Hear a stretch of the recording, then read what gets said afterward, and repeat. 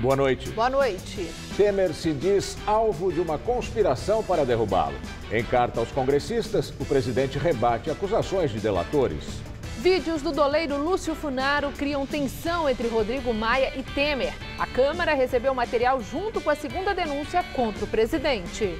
Polícia Federal investiga o deputado Lúcio Vieira Lima, irmão de Gedel. Ele também é suspeito no caso dos 51 milhões de reais num apartamento. Justiça aceita a denúncia contra Joesley e Wesley Batista, donos da JBS Friboi. Os irmãos se tornam réus por obter lucro fraudulento no mercado financeiro. Votação no Senado amanhã sobre o afastamento de Aécio vira questão judicial. Recurso ao Supremo tenta garantir que a decisão seja tomada abertamente. Incêndios florestais em Portugal e na Espanha deixam mais de 30 mortos. Há dezenas de focos e o governo português decreta estado de catástrofe. O Jornal da Gazeta está no ar.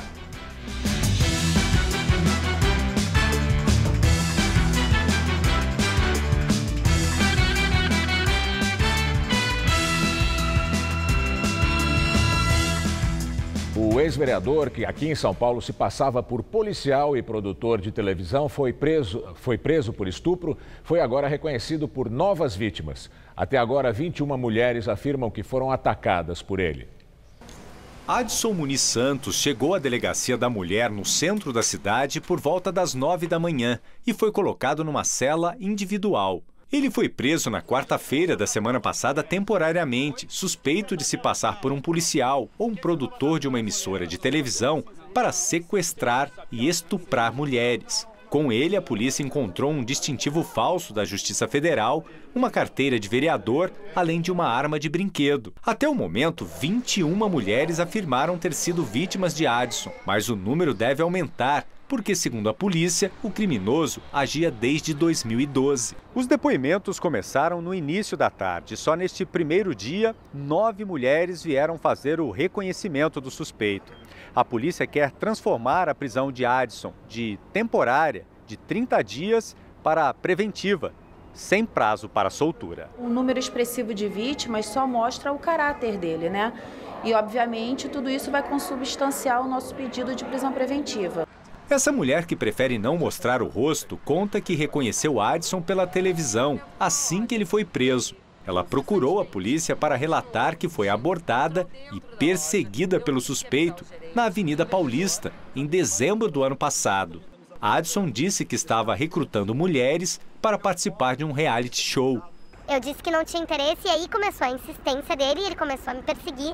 Ele perseguiu por 3 quadras, falando, insistindo que eu fizesse uma foto, que ele estava hospedado no hotel e que depois eu diria sim ou não para participar do programa. A advogada conta que, com medo de ser perseguida novamente, chegou a mudar a rotina. Eu mudei meus hábitos de trabalhar a pé, que é uma questão de qualidade de vida, não pude mais. A última vítima de Adson foi uma mulher de 48 anos, atacada no dia 6 de outubro ao sair de carro do estacionamento de um supermercado nos Jardins, área nobre da capital. Câmeras de segurança gravaram o momento em que ele aborda a motorista, se passando por um policial. A vítima ficou por 3 horas em poder do criminoso. Foi obrigada a sacar R$1.000 de um caixa eletrônico e depois foi abusada sexualmente. Adson é ex-vereador da cidade de Jussiape, na Bahia, e já disputou várias eleições para os cargos de deputado estadual e federal. Ele não tinha passagens pela polícia. Ele diz que não se recorda do que estava fazendo nas datas específicas, né, das ocorrências, mas de maneira geral ele negou os fatos. Segundo a delegada responsável por esse caso, amanhã outras vítimas vão ser ouvidas e devem fazer o reconhecimento pessoal do acusado. Em Araçatuba, interior do estado, um grupo de assaltantes explodiu uma empresa de transporte de valores. A ação deixou um policial civil morto. Até o momento, ninguém foi preso e não há informações sobre quanto foi roubado. A ação aconteceu na madrugada. Segundo a polícia, cerca de 30 criminosos armados com fuzis e metralhadoras agiram simultaneamente. Uma parte do bando usou dinamite para explodir a empresa de transporte de valores. Outros criminosos atearam fogo em caminhões para bloquear a saída de viaturas do quartel da PM, que fica próximo à empresa roubada. Eles também atiraram contra a entrada do quartel e bloquearam as ruas. As explosões e os disparos foram ouvidos em vários bairros de Araçatuba. Um motorista chegou a gravar o momento em que a quadrilha explodiu o prédio.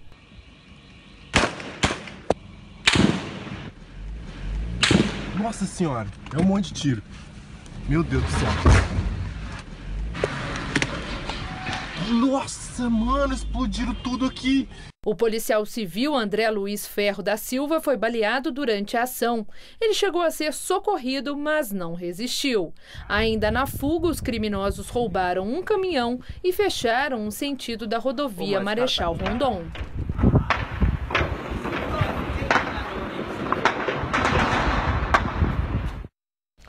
Aqui em São Paulo, a polícia ainda não prendeu os homens que aparecem em câmeras de segurança assaltando motoristas no Morumbi, na zona sul da cidade.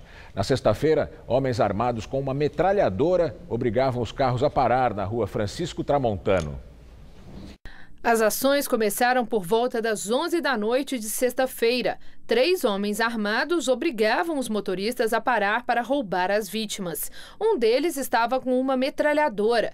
Alguns motoristas aceleraram e conseguiram escapar. As abordagens duraram menos de 2 minutos e ocorreram a poucos metros do local, onde outro arrastão foi realizado na semana passada. Na terça-feira, imagens mostram o momento em que bandidos pularam as grades da Ponte do Morumbi para roubar quem estava na pista sentido Santo Amaro. Eles quebraram vidros e deixaram os motoristas em pânico. A Polícia Militar disse que o policiamento na região foi reforçado. O presidente Michel Temer sancionou a lei que transfere para a Justiça Militar o julgamento de crimes cometidos contra civis por militares das Forças Armadas durante operações. Hoje, esses crimes são julgados pela Justiça Comum. A lei se aplica em casos de homicídios dolosos com a intenção de matar e outros crimes dolosos contra a vida, como tentativa de homicídio. O militar das Forças Armadas que não estiver em uma operação e matar um civil continuará a ser julgado pela Justiça Comum. Temer é isso mesmo, cada dia mais afastado dos simples mortais brasileiros. Ele governa como se não existissem sociedade, necessidades, anseios. Agrada só os grupos de poder que mantêm no Planalto com aprovação popular de 3%. Dentro da margem de erro, essa aprovação pode ser 0%. No momento de conturbação política, com generais da ativa berrando sem punição, ele não quis desagradar os militares. Problemas no Congresso, denúncias de corrupção contra ele e os amigos, ele compra apoio com a renegociação e perdão de dívidas de empresas de parlamentares e outros mimos. Na última vez que passou por uma eleição de verdade, Temer não teve votos suficientes nem para ser deputado federal. Foi para a Câmara graças ao coeficiente eleitoral do PMDB. Como se vê, ele aprendeu rapidinho a se manter no poder sem precisar do reles e vil eleitor. Polícia Federal faz buscas no gabinete do deputado do PMDB em Brasília, Lúcio Vieira de Lima, irmão de Gedel Vieira Lima. O objetivo é apurar o envolvimento do parlamentar na apreensão no mês passado de caixas e malas de dinheiro no total de 51 milhões de reais em um apartamento em Salvador. De acordo com a PF, o imóvel foi emprestado a Lúcio Vieira por um amigo da família e era usado por Gedel. A suspeita é que o deputado tenha sido intermediário ou beneficiário do dinheiro. Além do gabinete dele, também foram alvos as residências do deputado em Brasília e na capital baiana. A operação desta segunda-feira é a primeira sob o comando da nova Procuradora-Geral da República, Raquel Dodge. Os mandados de busca e apreensão foram autorizados pelo ministro Edson Fachin, relator da Lava Jato no Supremo. Segundo a investigação, 2 pontos principais reforçam a suspeita sobre Lúcio Vieira Lima. O primeiro é que foram encontradas no apartamento impressões digitais de um assessor parlamentar dele, Job Ribeiro Brandão. Hoje, um endereço ligado ao funcionário também foi alvo de buscas. A PF encontrou no imóvel, junto com 51 milhões de reais, uma nota fiscal em nome de uma outra funcionária de Lúcio Vieira Lima. Como o deputado tem foro privilegiado, a investigação foi remetida ao Supremo Tribunal Federal. Já o irmão Gedel Vieira Lima, apontado como dono da pilha de dinheiro, está preso na penitenciária da Papuda, em Brasília. Ex-articulador político do presidente Michel Temer, Gedel voltou para a cadeia no mês passado por causa da Operação Tesouro Perdido, a que apreendeu o dinheiro. Ele já havia sido preso preventivamente em julho, mas na ocasião foi autorizado a cumprir prisão domiciliar. Na época, a acusação era de que ele agiu para atrapalhar as investigações de outra operação da Polícia Federal, a Cui Bono, que investigava um esquema de fraudes na liberação de créditos junto à Caixa Econômica Federal, quando Gedel era vice-presidente de pessoa jurídica do banco. O esquema envolvia políticos, funcionários da estatal e empresários. Segundo o Ministério Público, Gedel ainda atuou para evitar possíveis delações premiadas do ex-presidente da Câmara, Eduardo Cunha, e do doleiro Lúcio Funaro, ambos presos pela Operação Lava Jato. Antes, Gedel já havia sido alvo de outra polêmica. Em novembro de 2016, ele deixou o cargo de articulador político de Temer, acusado pelo ministro da Cultura, Marcelo Calero, de pressioná-lo para liberar uma obra embargada numa área nobre de Salvador, no mesmo local onde Gedel tem um apartamento. A divulgação de vídeos de delação de Funaro abre mais uma crise entre Temer e o presidente da Câmara dos Deputados, Rodrigo Maia. Os vídeos que vieram a público na última sexta-feira estavam disponíveis no site da Câmara desde o fim do mês passado. No depoimento ao Ministério Público, o doleiro Lúcio Funaro afirma que Michel Temer recebia propina por meio do ex-presidente da Câmara, Eduardo Cunha. Eu distribuía para quem eu tinha que pagar, que nesse caso era o Eduardo Cunha, que fazia o repasse para quem era de direito dentro do PMDB, que eram as pessoas que apoiavam ele dentro do PMDB. Que eram? Era Henrique Alves, Michel Temer, todas essas pessoas, a bancada, que a gente chamava de bancada do Eduardo Cunha. O material foi enviado pelo Supremo Tribunal Federal ao presidente da Casa, que determinou a publicação junto com documentos relacionados à segunda denúncia contra Temer. Rodrigo Maia, do DEM, diz que cumpriu a regra legal. Alega que estava autorizado pelo ministro Edson Fachin, que teria dito que dos arquivos enviados, só um estava sob sigilo. Ontem, a assessoria do ministro Fachin desmentiu. Disse que tudo que se refere à delação premiada de Funaro está em segredo. O caso gerou um bate-boca no fim de semana entre o presidente da Câmara e o defensor de Temer, que classificou a divulgação dos vídeos como um vazamento criminoso. Rodrigo Maia reagiu, chamou o advogado de incompetente e ameaça processá-lo. O episódio azedou a relação já delicada entre Rodrigo Maia e Michel Temer e abriu uma nova crise entre os dois na semana em que a Câmara começa a votar a segunda denúncia contra o presidente. O advogado Eduardo Carnelós tentou amenizar depois, dizendo que não sabia que os vídeos tinham sido publicados pela Câmara, mas manteve as críticas ao teor da gravação. A acusação do Ministério Público contra Temer está baseada em elementos da delação de Lúcio Funaro. O doleiro é apontado como operador de propina para políticos do PMDB. Funaro, que está preso desde o ano passado, fechou acordo com a Justiça em agosto. No depoimento, o doleiro descreveu como funcionava o suposto esquema de corrupção montado na Caixa Econômica Federal, no qual empresas pagavam propina para o PMDB em troca da liberação de recursos. O doleiro também contou que em 2016 repassou R$1 milhão para o então presidente da Câmara, Eduardo Cunha, comprar votos a favor do impeachment de Dilma. Aí ele me pergunta se eu tinha disponibilidade de dinheiro, que ele pudesse ter algum recurso disponível para comprar algum voto ali favorável ao impeachment da Dilma. E eu falei que ele podia contar com até R$1 milhão. Por telefone, a assessoria do STF disse que os vídeos de Lúcio Funaro não estavam sob sigilo. Afirmou que o material foi enviado à Câmara no dia 22 de setembro. A defesa da ex-presidente Dilma Rousseff diz que vai usar o conteúdo da delação premiada de Funaro para pedir ao Supremo a anulação do impeachment. Para José Eduardo Cardoso, o afastamento da petista é nulo porque foi baseado em decisões ilegais e imorais tomadas por Eduardo Cunha e por todos os parlamentares que queriam evitar a sangria da classe política brasileira.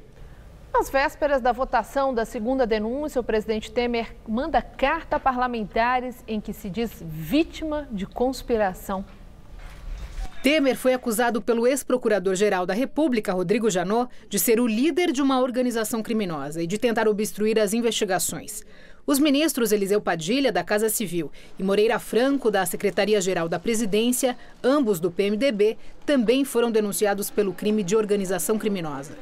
O presidente começou a carta dizendo estar indignado e que, embora tenha sido aconselhado a não falar nada a respeito das denúncias, acredita que não deva silenciar. Escreve que é vítima de torpezas e vilezas que pouco a pouco têm vindo à luz. Diz ainda que jamais poderia acreditar que houvesse uma conspiração para derrubar o presidente da República, mas que, segundo ele, os fatos são incontestáveis.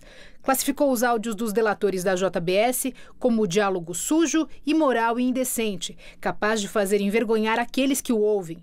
Cita a participação do ex-procurador Marcelo Miller nas negociações da delação dos irmãos Batista.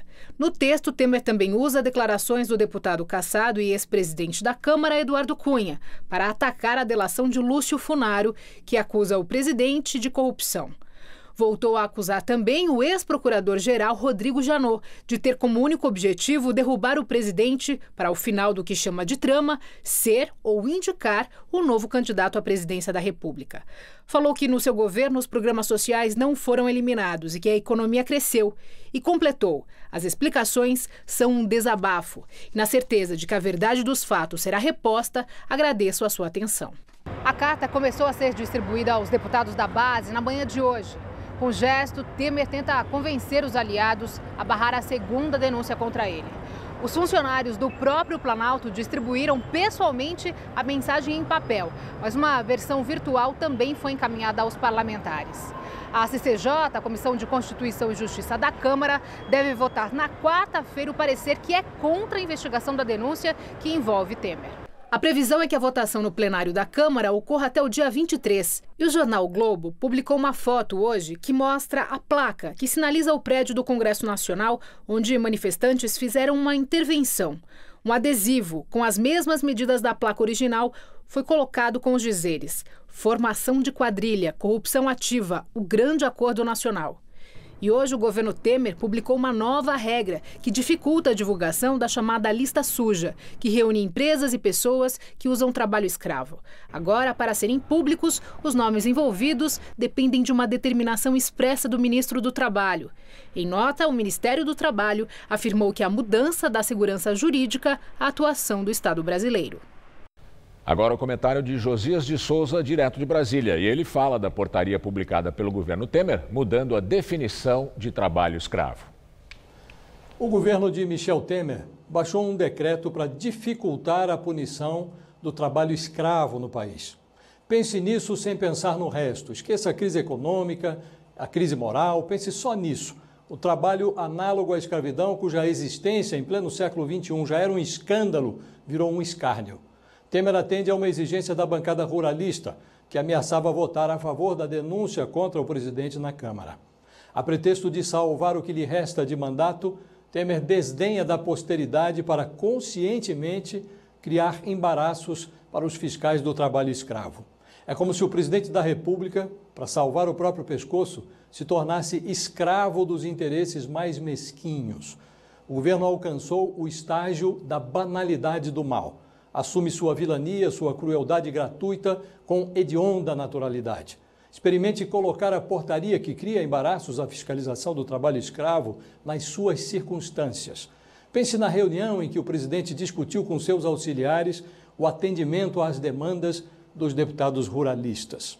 Não ocorreu a ninguém dizer, quem sabe, no combate ao trabalho escravo a gente não mexe, ou vamos oferecer mais cargos e emendas para essa gente. Nada disso. Não ocorreu a ninguém dizer, gente, trabalho escravo pode pegar mal.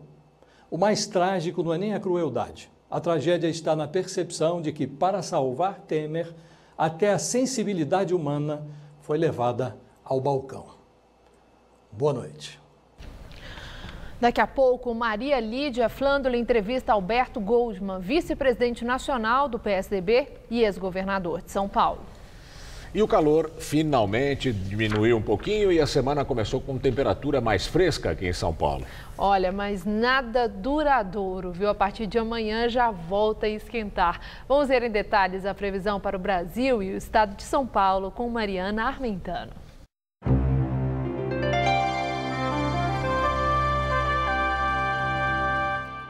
O destaque da previsão fica por conta das novas áreas de instabilidade que vão provocar chuvas ao longo dos próximos dias no sul do país. A começar pelo centro-sul do Rio Grande do Sul, a frente fria que trouxe frio e chuva para São Paulo já se desloca para o Espírito Santo. E aí o dia de chuvas até o estado do Alagoas. E o tempo volta a ficar firme em quase todo o sudeste. No norte, as pancadas são daquelas associadas ao calorão. Vamos ver aqui a nossa tabela de temperaturas para amanhã? Em Salvador, máxima de 28 graus, com chuvas a qualquer hora, assim como em Vitória, onde teremos temperaturas entre 20 e 26 graus amanhã. Em Brasília, máxima em torno dos 32 graus, com muito sol e tempo firme, assim como em Porto Alegre, onde a máxima vai aos 31. Para São Paulo, o tempo volta a ficar firme em todas as regiões. O dia ainda vai começar friozinho e com muitas nuvens na faixa leste, o que inclui o litoral e aqui a capital. Mas ao longo da manhã a nebulosidade se dissipa e o sol predomina. Pelo interior o sol brilha forte desde cedo e esquenta para valer, viu? Olha só, faz até 38 graus amanhã em Votuporanga, 35 em Araçatuba e também em Presidente Bernardes. Na cidade de Ribeirão Preto, calorão em torno dos 37 graus. Em Campinas, chega a fazer até 32 graus, em Sorocaba 31, no litoral 28 em Santos e também em Caraguatatuba. Vamos ver como ficam os próximos dias aqui na capital? Nessa madrugada, mínima de 15 e máxima amanhã à tarde de 28 graus. Na quarta-feira esquenta mais, faz até 31 graus e não para por aí. Na quinta, máxima prevista em torno dos 32, com muito sol e tempo firme. Incêndios florestais voltam a atingir Portugal e Espanha e deixam mais de 30 mortos. Em Portugal, os mais de 50 focos se concentram no centro e no norte do país. Quase 4.000 bombeiros e socorristas foram mobilizados para conter as chamas. Em junho, mais de 60 pessoas morreram e mais de 50 ficaram feridas depois de incêndios devastarem a área de Pedrogão Grande, também na região central de Portugal. Na Espanha, bombeiros lutam contra pelo menos 17 focos na região da Galícia, perto da fronteira com Portugal. Pelo menos 3 mortes foram confirmadas. Segundo a polícia, os incêndios foram intencionais e se propagaram rapidamente no fim de semana por causa do calor. Nos Estados Unidos, sobe para 40 o número de mortos em incêndios na Califórnia. Cerca de 870 quilômetros quadrados, área quase equivalente à cidade de São Paulo, foram arrasados pelo fogo desde o último dia 8. Segundo o governo do estado, mais de 100.000 pessoas abandonaram suas casas. A Califórnia enfrenta uma das piores secas de sua história e o vento complica o trabalho dos bombeiros.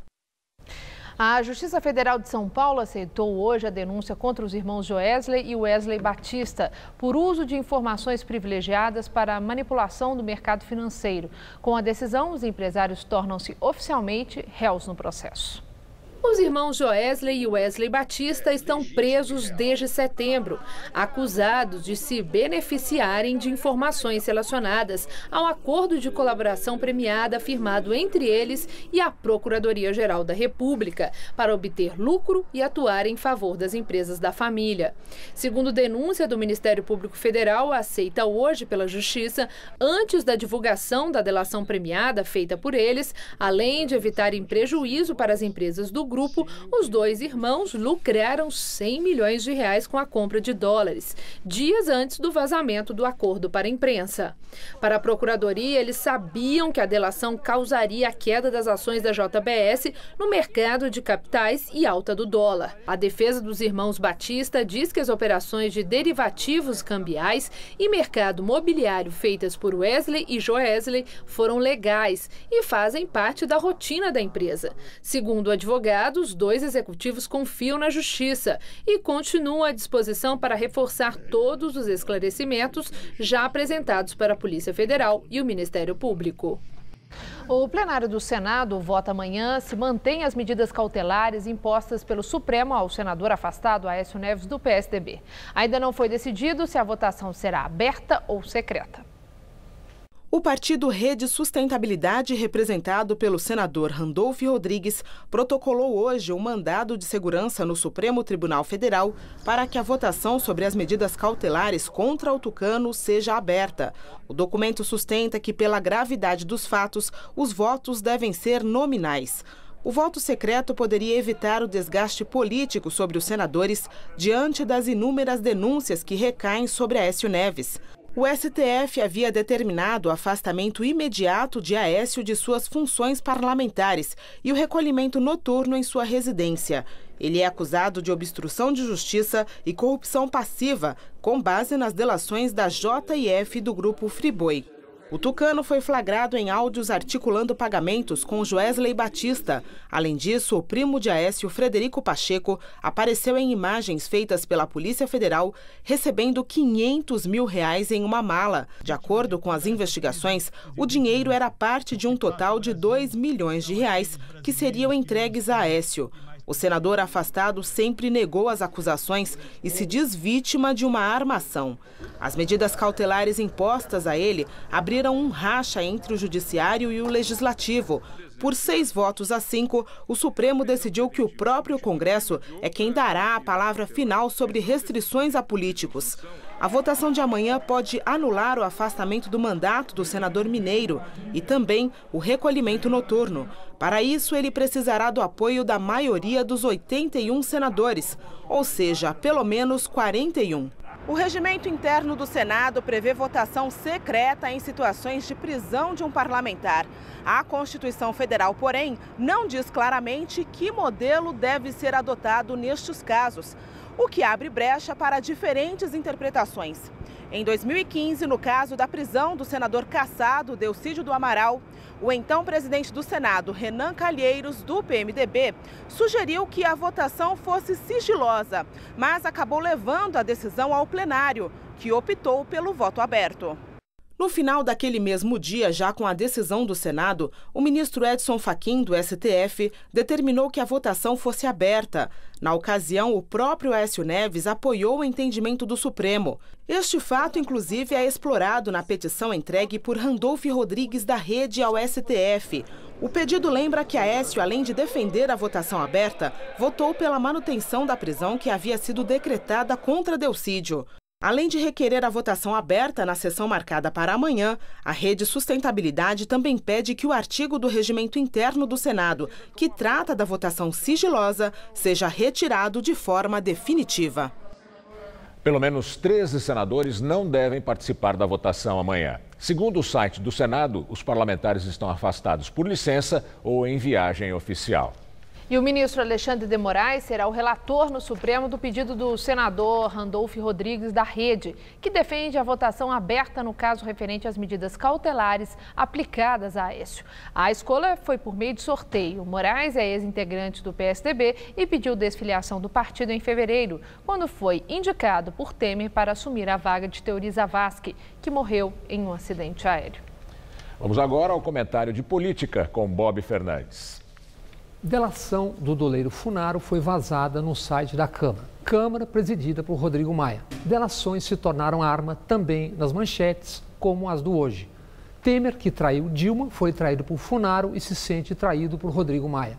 Maia magoou. Disse que na votação da nova denúncia contra Temer cumprirá apenas, aspas, papel institucional. Pergunte-se, e cumpriu qual papel na votação anterior?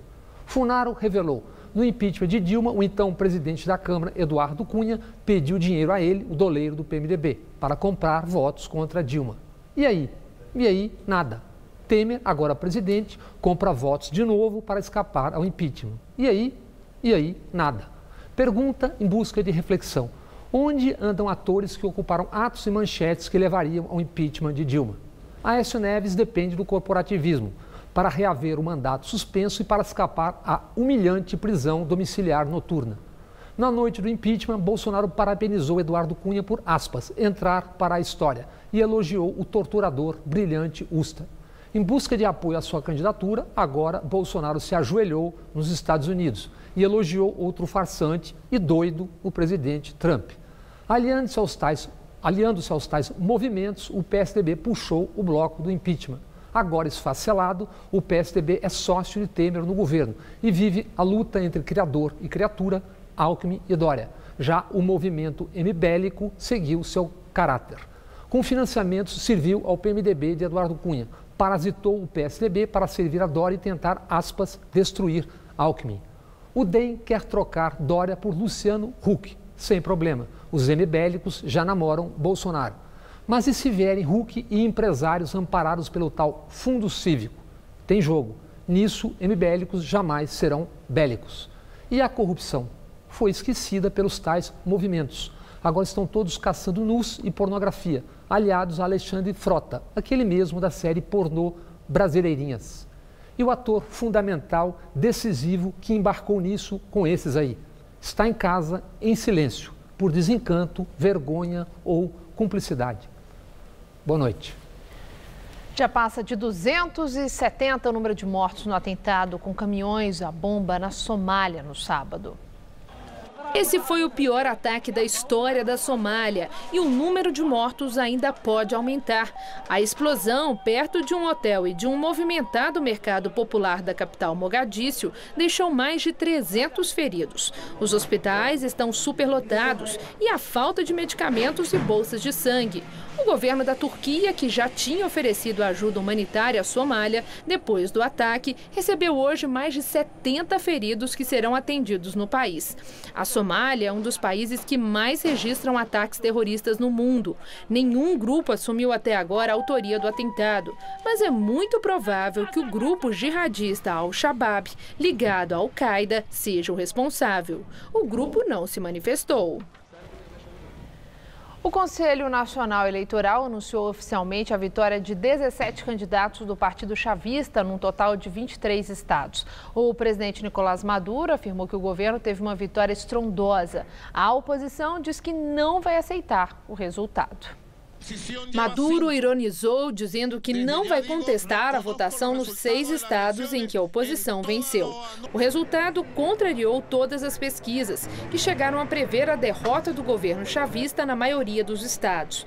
O segundo homem do chavismo, Diosdado Cabello, anunciou que todos os governadores deverão prestar juramento diante da Assembleia Nacional Constituinte para tomar posse. Os partidos da oposição não reconhecem a legitimidade da Constituinte, que, segundo eles, foi montada pelo governo. A agência de classificação de risco Fitch divulgou hoje que os grandes bancos privados do Brasil passaram em um teste de estresse. Segundo a instituição, a capacidade de absorção de perda dos bancos brasileiros segue adequada, apesar do prolongado ambiente operacional desafiador. A Fitch afirmou que aplicou esse teste de estresse sobre esses bancos e o resultado foi que eles podem absorver uma perda significativa na carteira de crédito de cerca de 140 bilhões de reais, sem violar as exigências de capital mínimo. E agora vamos ao comentário de economia com Denise Campos de Toledo. As projeções melhores de crescimento com inflação baixa que temos visto não significam que a economia esteja retornando totalmente aos eixos. Ainda há grandes desafios, principalmente no que se refere às contas públicas. O governo tem se esforçado para cumprir as metas, que são de um rombo de 159 bilhões de reais neste e no próximo ano. Mas isso não basta para trazer tranquilidade na área fiscal. Se não houver uma perspectiva melhor de evolução das contas, o Brasil corre risco até de novos rebaixamentos na avaliação de risco pelas agências internacionais. O alerta já foi feito. A Fitch anunciou hoje, nós conferimos agora, que os grandes bancos passaram no teste de estresse em simulações de como reagiriam a uma situação mais prolongada de desafios diante do atual ambiente econômico. Mas uma semana atrás, outra agência, a Moody's, mudou a perspectiva do sistema bancário de estável para negativa pela possibilidade de as incertezas políticas piorarem indicadores do setor, como a rentabilidade. Incertezas que também podem interferir no encaminhamento da agenda econômica que deve viabilizar a reestruturação das contas públicas, indo além do simples cumprimento das metas. Um dos principais pontos desta agenda é a aprovação da reforma da Previdência, ou pelo menos de regras que garantam uma redução no ritmo de déficits do sistema previdenciário. A maior parte da população discorda da reforma, até por todo o desvio de recursos públicos que houve nos últimos anos. Mas o fato é que, sem mudanças, a Previdência vai abocanhar uma fatia cada vez maior do orçamento, podendo até comprometer a PEC dos gastos, que limita o aumento das despesas do setor público à inflação do ano anterior. Os gastos com os benefícios crescem em ritmo bem mais acelerado. Por mais que a economia esteja reagindo, para as contas públicas a luz continua amarela. Se mudar para o vermelho, até o processo de retomada fica comprometido. A economia deve crescer mais, sim, daqui para 2018. Está num ciclo mais positivo. Só que a sustentação da retomada em prazo mais longo depende do ajuste fiscal. Ajuste que, além da reforma da Previdência, passa, é claro, pelo aumento da receita com concessões, privatizações, a maior geração de impostos que vem do próprio crescimento, a diminuição das despesas com a máquina pública e o combate aos desvios de recursos. Sendo que tudo isso depende muito do ambiente político, que continua bem nebuloso. Eu volto na quinta. Até lá. No vídeo da sua delação premiada, divulgado no site da Câmara, o ex-deputado Pedro Correia disse que Eduardo Cunha era uma máquina de fazer dinheiro. A declaração foi captada quando a gravação estava para ser encerrada. No vídeo de 26 de abril do ano passado, Pedro Correia disse também que Eduardo Cunha foi o responsável por colocar Nestor Severo na diretoria internacional da Petrobras. Em troca, Cunha queria um pagamento mensal de $700 mil.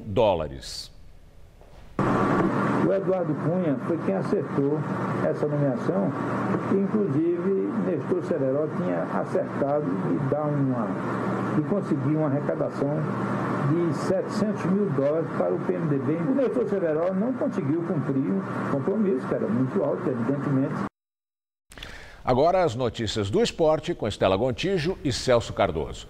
Depois do esporte, Maria Lídia entrevista ao vivo Alberto Goldman, vice-presidente nacional do PSDB.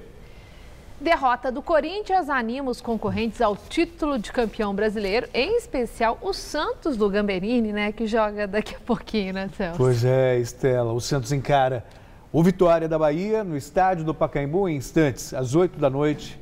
E se vencer, a diferença para o líder cai de 10 para 7 pontos, a 10 rodadas do final do campeonato. Portanto, ainda dá tempo de ultrapassar o rival, que ontem vacilou em Salvador e caiu diante do Bahia. Veja os gols do final de semana. No sábado à noite, o São Paulo recebeu o Atlético Paranaense no Pacaembu e os visitantes saíram na frente com esse gol de Douglas Coutinho. O empate do São Paulo veio nessa jogada do argentino Lucas Prato, que finalmente voltou a marcar gols, 1-1. A virada do time paulista aconteceu nessa linda jogada de Michael Suel, fechando o placar no Pacaembu. Final São Paulo 2, 1 Atlético Paranaense. O Palmeiras foi a Goiás encarar o Atlético Goianiense e abriu o placar aos 20 minutos de jogo com William. Ainda no primeiro tempo, mais uma bela jogada de Keno pela direita e dessa vez foi Moisés quem marcou para o Verdão. Aos 14 da segunda etapa, o William encontrou o atacante Keno, que cruzou na medida para Dudu deixar o dele. 3-0 Palmeiras. Os donos da casa ainda descontaram aos 31 minutos. Jorginho foi derrubado na área, Walter cobrou com muita categoria e definiu o placar. Atlético Goianiense 1, Palmeiras 3. Na Arena da Fonte, Edgar Júnior aproveitou o vacilo de Fagner e tocou para Vinícius fazer Bahia 1, Corinthians 0. Já no último lance da partida, Cássio foi para o ataque. Melhor para o tricolor baiano, que recuperou a bola com a Lione e viu Regis avançar sozinho para decretar a vitória do Bahia por 2-0. No Maracanã, Nenê arriscou de fora da área e marcou o único gol da vitória do Vasco sobre o Botafogo. 1-0 placar final. O Fluminense recebeu o Avaí e bateu a equipe catarinense, graças a esse voleio esquisito do artilheiro Henrique Ceifador. 1-0 e foi só. Quem também venceu por 1-0 neste fim de semana foi o Flamengo. Diego bateu cruzado de pé direito e garantiu os 3 pontos ao rubro-negro carioca, diante da Chapecoense. E a vitória pela contagem mínima insistiu em aparecer nessa 28ª rodada. No Couto Pereira, Ramiro, já nos acréscimos do segundo tempo, deu resultado positivo ao Grêmio contra o Coritiba. O único empate da rodada desse fim de semana saiu do jogo entre Sport e Atlético Mineiro. Patrick bem que abriu o marcador para os donos da casa, só que o atacante Fred fez o dele de cabeça e deixou tudo igual na Ilha do Retiro, 1-1. Essa briga lá na ponta de cima da tabela, o Corinthians vinha na frente. O que você acha que agora o Corinthians deu uma, parou de vencer? O que você acha aí? Quem vai levar isso? Sinceramente, não vi muita mudança. Os resultados são outros. Mas se você pegar o Corinthians no final do primeiro turno, tinha uma diferença para o segundo colocado de 7 pontos. Agora tem 9 pontos, pode chegar a 7. Quer dizer, apesar dos resultados ruins, o Corinthians continua com a mesma diferença. O Santos hoje vai ter uma pedreira pela frente, que é o Vitória. Venceu os últimos 5 jogos fora de casa. E essa disputa ali fica mais quentinha. Até o final do campeonato vai ser assim. Tá certo, Celso. Agora vamos falar dos Estados Unidos, que chegam novidades sobre a situação do ex-presidente da CBF, José Maria Marim, que está preso por lá, Celso? A Justiça dos Estados Unidos marcou para o dia 6 de novembro o início do julgamento do ex-presidente da CBF, José Maria Marim, preso há mais de 2 anos em Nova York por suspeita de corrupção no futebol. O julgamento de José Maria Marim foi marcado no mesmo dia do ex-presidente da Conmebol, o paraguaio Juan Ángel Napu.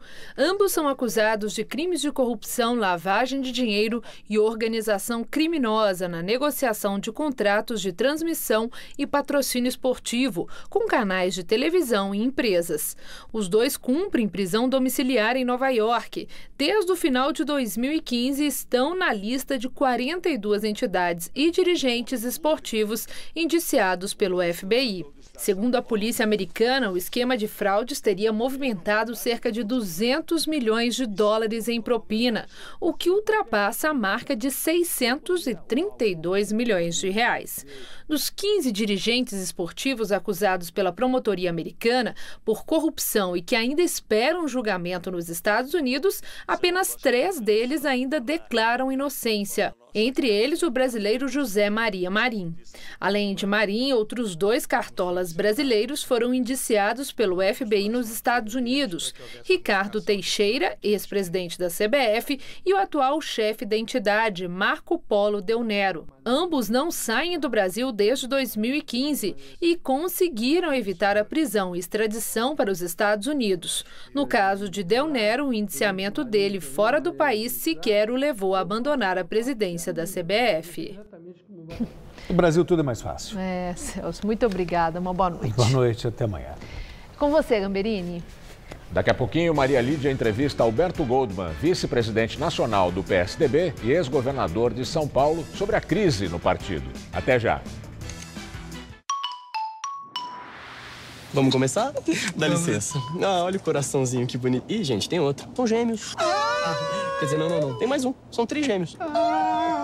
Não. São 4. Peraí, amor, vai onde? Eu sei lá, eu preciso resolver isso, vender alguma coisa, pegar um crédito. Tá se complicando, papai. Faz no app. Epa. No app Bradesco, você pega crédito sem gastar seu 3G. Ih! Desliga isso, doutor. Bradesco, pra frente. Imecap Antissinais Q10. A revolução no tratamento de beleza. A nanotecnologia associada à coenzima Q10, nutriente vital na reconstrução celular. Imecap Antissinais Q10. Nanopartículas que agem mais profundo na pele, repondo a perda de Q10 ocorrida ao longo dos anos. O resultado? Uma pele mais firme e a redução das rugas e linhas de expressão em até 3 semanas. Imecap Anti-Sinais Q10.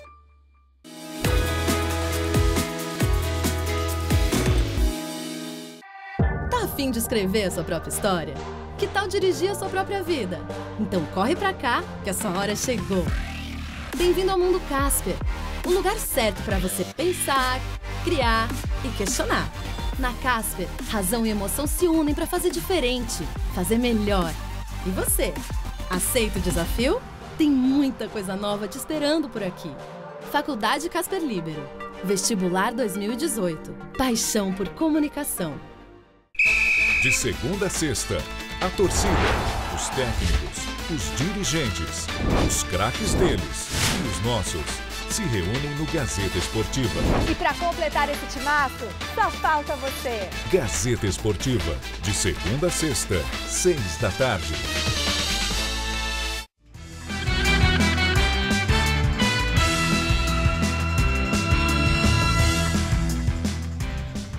Na entrevista do dia com Maria Lídia Flandoli, uma avaliação dos sobressaltos políticos do PSDB. Uma boa noite a todos. E quem analisa é Alberto Goldman, vice-presidente nacional do PSDB e ex-governador de São Paulo. Muito obrigada, Goldman, por estar conosco. Obrigado a você, Maria. Bom, Goldman, desde que João Dória apareceu no cenário político, você foi um duro crítico a Dória. E recentemente você fez aí a crítica de que ele estava viajando muito, que fazia 9 meses que ele havia assumido e o prefeito de São Paulo não tinha nascido ainda. João Dória não gostou, subiu o tom e respondeu acidamente. Alberto Goldman é um político ideológico, de densa história, não é neófito. Você fez isso de propósito para provocar Dória e tirar dele aquele sorriso do rosto e ar de bom moço? Não é meu papel, não é esse, não. Eu, antes da eleição, eu supunha que ele iria ser um prefeito diferente daquilo que a cidade de São Paulo precisa. Depois ele, para mim, confirmou realmente de que ele não tem as condições nem de equilíbrio emocional suficientes para dirigir a cidade de São Paulo. O que ele fez em relação a mim não foram apenas palavras ácidas, ele ofendeu, fez ofensas, me desqualificou, me desconsiderou totalmente, não levou em conta, a minha idade não era importante, dizendo que eu estava em casa de pijama, isso não é pouco importante, mas importante ele é ser ignorante em relação à história política desse país. Eu sou participante dessa história política desde o início da década de 70, né, quando era muito difícil alguém enfrentar uma ditadura que nós tínhamos no nosso país. E eu fui lá para enfrentei. Naquela idade, tinha apenas 33 anos de idade, era quase um moleque, né, com 3 filhos pequenos, né, mas fui lá enfrentar porque achava que era o meu papel. E desde aquele tempo eu faço a mesma posição, a mesma luta, o mesmo desejo de transformar esse país, de melhorar esse país. É claro que ele não conhece minha história, não sabe nada da minha história e apenas me ofendeu.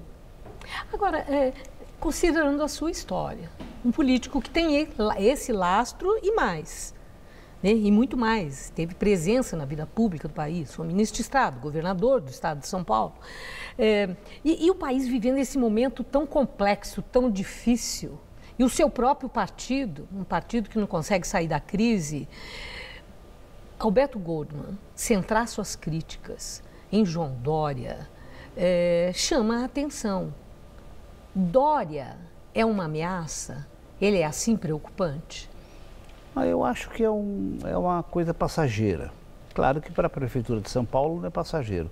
Se ele ficar 4 anos, como ele disse que iria ficar, não parece ser verdade, mas se ficar os 4 anos, nós vamos ter que enfrentar uma questão que é quais serão os resultados da passagem dele por aí. Mas vocês estão com medo do Dória? Você tem medo de João Dória? Eu tenho. Da ascensão política dele? Não é da ascensão política dele, não. Eu não tenho preocupação em relação à ascensão política. Eu acho que ele tem limitações, muitas limitações. de todo tipo, de ordem intelectual, de ordem pessoal, tem muitas limitações. Então não me preocupa isso. Agora, quando ele evidentemente se coloca como candidato à presidência da República, como se coloca, eu já não estou tratando mais de uma questão puramente municipal da cidade de São Paulo, já estou tratando de uma questão nacional. Eu acho que é uma pessoa que não está qualificada a ser presidente da República, não tem condições para isso. Acho que o país tem que enfrentar uma situação muito grave ainda que se tenha melhorias, uma pequena melhoria na economia em nosso país, inflação baixa, juros caindo, algum crescimento econômico pequeno. Nós estamos tendo, isso é verdade, mas nós estamos muito longe daquilo que seria o potencial do país. E eu acho que nós precisamos enfrentar isso o partido precisa enfrentar, não tem feito isso corretamente, enfrentar a questão de como é que nós saímos dessa dificuldade política que nós estamos. Portanto, não é apenas uma questão passageira. Agora, e Aécio Neves, que está na situação em que está? Aécio ainda tem força política e prestígio para conseguir dos seus pares lá no Senado o resgate do mandato e da liberdade de ir e vir? São duas coisas diferentes. O resgate do mandato dele está ligado a uma realidade do ponto de vista jurídico. Né? Ele poderia ser afastado da forma como foi afastado, do ponto de vista jurídico. Ele não foi julgado. Ele não é réu. Ele não foi julgado, não houve nenhum tipo de julgamento. Mas há uma decisão que ele está afastado. Há uma decisão judicial. Uma decisão judicial de um grupo do Supremo, votou em 3-2, né? Quer dizer, 3 votos contra 2. Sim, uma turma do Supremo. Ele é um senador de Minas Gerais com milhões de votos.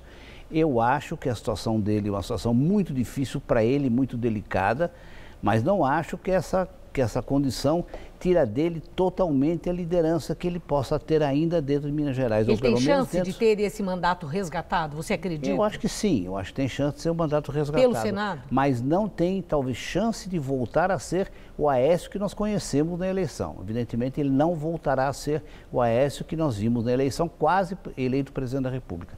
Isso eu acho que é uma questão, pelo menos, aparentemente perdida. Por quê? Politicamente ele é terminal? Não, porque ele é visto pela opinião pública, pelas pessoas, como um dos responsáveis por esse desacerto de política que nós temos no nosso país. Eu também acho que ele não é o principal, não. Ele não é o elemento fundamental disso, mas ele é visto pela opinião pública como tal. Então, o que nós precisamos ter é, como partido político, encontrar os nomes que estejam acima disso, que não tenham essa dificuldade para poder apresentar como candidatos à presidência da República em 2018. Certo, mas dentro do PSDB ainda, com o declínio de Aécio, Tasso Gereissati fica garantido na presidência do partido em dezembro? Nada disso tem, ninguém tem garantia de ficar. Até porque você tem uma eleição de uma executiva, uma eleição de uma convenção, a convenção vai decidir quem é candidato. Pode ser o Tasso, pode ser outro qualquer. Quem seria esse outro qualquer? Dá um exemplo. Não sei dizer. Mas tem alguém pleiteando, já credenciado? Não, ninguém pleiteou até agora, nem o próprio Tasso e nem os nomes já foram citados. O governador Marconi Perillo foi citado, governador de Goiás. Ele mesmo disse que não é candidato. A candidatura irá aparecer certamente nos últimos dias na convenção. A candidatura do presidente é a nova executiva, o que ela precisa ter é o partido funcionar como partido. O partido não tem funcionado como partido há muitos anos. Sob várias presidências de partido, não tem funcionado como partido político. Não tem funcionado discutindo todos os temas que tem que discutir, políticos, econômicos, não tem acontecido isso. É isso que tem que fazer, o partido tem que voltar a ser partido. E eu agradeço muito sua entrevista. Uma boa noite, muito obrigada, Alberto. Boa noite a você, muito obrigado. Com você, Gambellini. O Jornal da Gazeta termina aqui. A edição de hoje pode ser vista no site do Jornal da Gazeta. Mais notícias em nossa edição das 10. Uma boa noite para você. Até amanhã. Boa noite.